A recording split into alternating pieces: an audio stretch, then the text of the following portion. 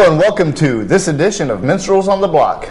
This show kicks off Season 2, and we have a very special guest this week, Mr. Brian Fowler. And sitting just outside of camera range, he'll be joining us in the second segment is Mr. Dan Davidson. So Brian, pleasure to have you on the show. Great to see you. How you doing, Brian? I'm doing pretty good. I like your name. Yeah, I like yours too. Okay, good. You know what's cool about Brian, too? We're both named Brian. If you think about it, a mallard is a bird, and a fowler is somebody who basically gathers up birds. No, I'm kidding. I've been on Brian for years and years. Good to see you, buddy. Good to see you, too. So, Brian, tell me about yourself. Well, I was born in Louisville, Kentucky in the summer of love, 1967. I was raised in Kentucky and by my dad, William Fowler, my mother, Mary Fowler.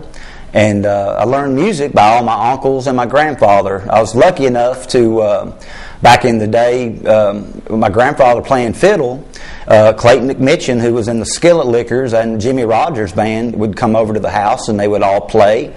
And so my grandfather was in a jazz band in the 50s as well as a string band in the 30s.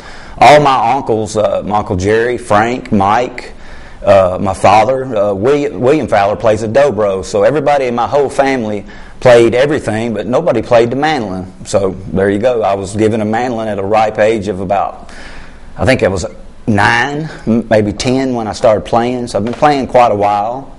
And, again, I would have to give them the credit for helping me learn how to play music, as well as seeing Bill Monroe many, many times, thanks to my dad and my family taking me to bluegrass festivals from age 0 all the way up to what I am now, and seeing the greats like Bill Monroe, David Grisman, Sam Bush, John Duffy of the Seldom Scene, many mandolin players like that. It had a little bit of an edge, a little bit of craziness to them. Didn't just stick in the major scales. They go minor, major, chromatic, do everything. And by seeing them, it made me want to play mandolin and lit that fire that burns even today. Well, that negates my next question, which did you come from a musical family? So, which you obviously did. Now, were your parents like totally musicians, or was there a 9-to-5 job?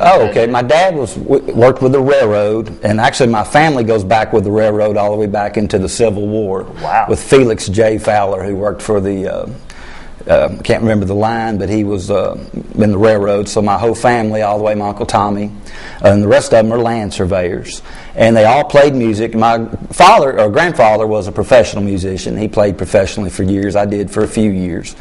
And still do on the weekends. We do about 50 or 60 shows a year.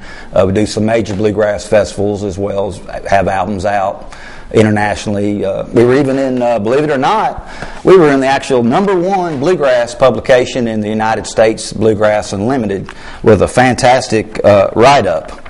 And I was real pleased and happy to see that our music was appreciated and spoken highly of in a major magazine such as Bluegrass Unlimited.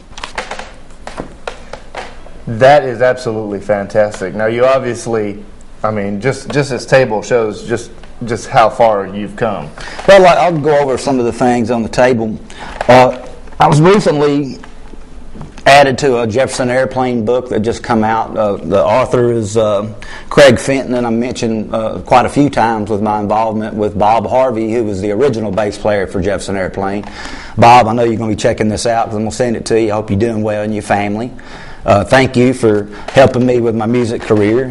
Bob kind of put me on the map, helping me finish a song that was written by him and Skip Spence, who was Moby Grape's legend, one of the Sid Barretts of America, and I was given the opportunity to finish a song that was put out through Lynn Publishing that got me put in a few magazines and books.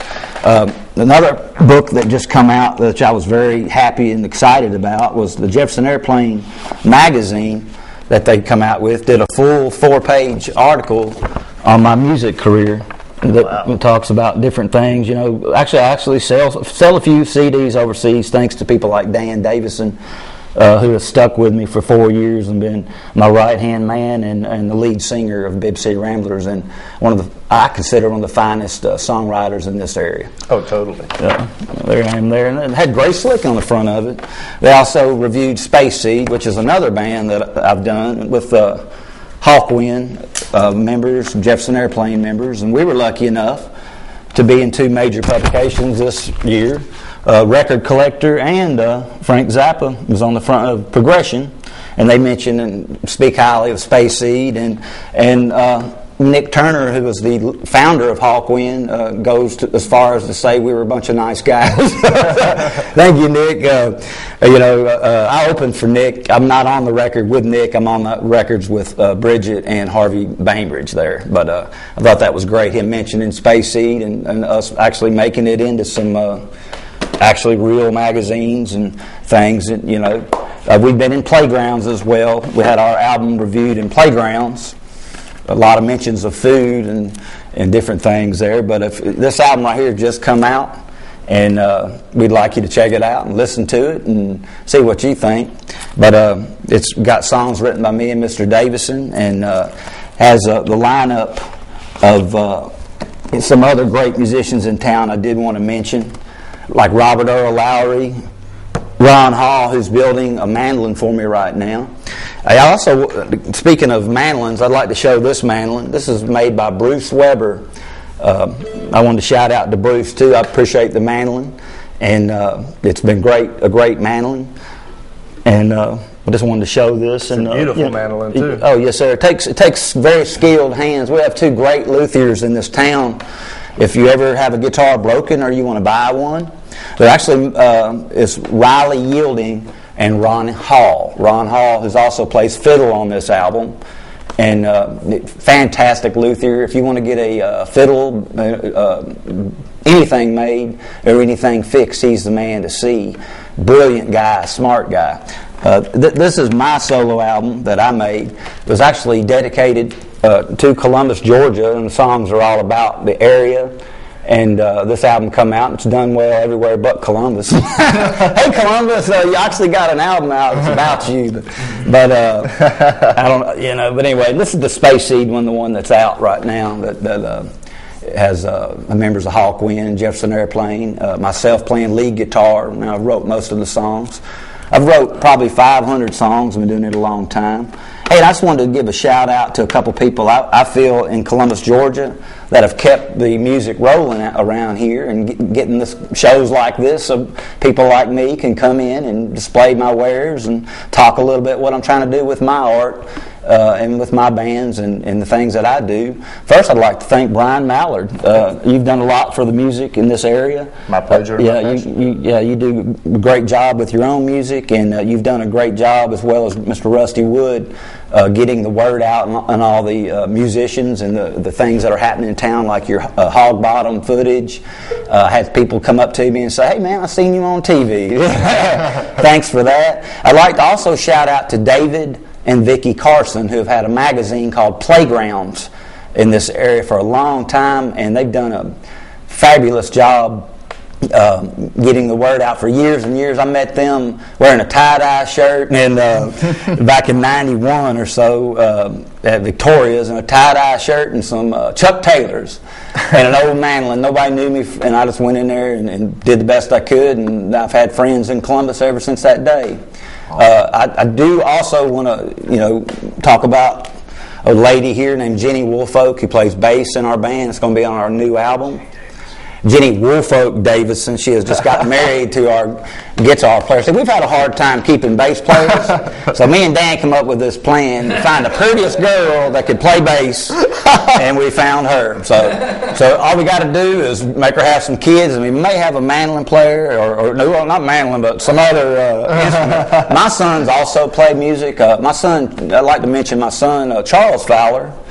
He's an artist at Columbus State, and he has regular art shows, and he's done CDs, and he's a great artist. And my other son Vincent, and my wife Christy of 24 years. I'd like to give y'all a shout out. Without y'all, nothing would happen, and y'all are my favorite folks that I know. And shout out to my family, anybody watching this. Shout out to all my friends, and I just want to shout out to Jesus Christ. Cool. Going back a little bit, leading up to this, what was it like being a kid? I guess being a kid and with people like the people that you were exposed to as a kid, knowing them coming over, what was it like? What I'm wondering is, did you view them as like everybody else views them, or were they just friends of the family? Good question. Like, for instance, Bluegrass Alliance, and was a band that I saw many, many times in Newgrass Revival when I was a kid.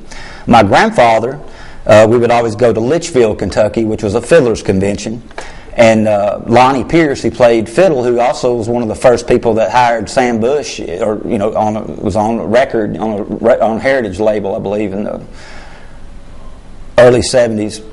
We used to go and play and stand around with Lonnie Pierce, and then when I would see them play with their band, I remember after seeing him and talking to him like he was a regular guy, and I always thought that was kind of neat. That bluegrass musicians seem to be more, open to people. They want to teach people. Like on my Facebook site, I have a Facebook if you ever want to join that. And I have 15, 20 people that go on there that have joined just to check out the mandolin. And I put videos of me playing the mandolin where I show up close. Because, or if a child or a young person comes to me and says, "Hey, I like that mandolin," I'll hand it to them and show them a lick or two and try to teach them, because the youth is what everything's about.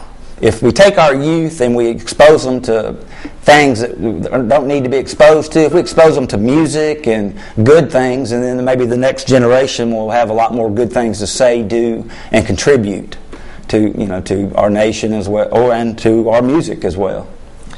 Carrying on the tradition of the old. We're going to go to one of your songs actually now, and we'll be right back with Section 2. Dan Davidson will be joining us, and we'll get into some of your current music. Thank you, Brian.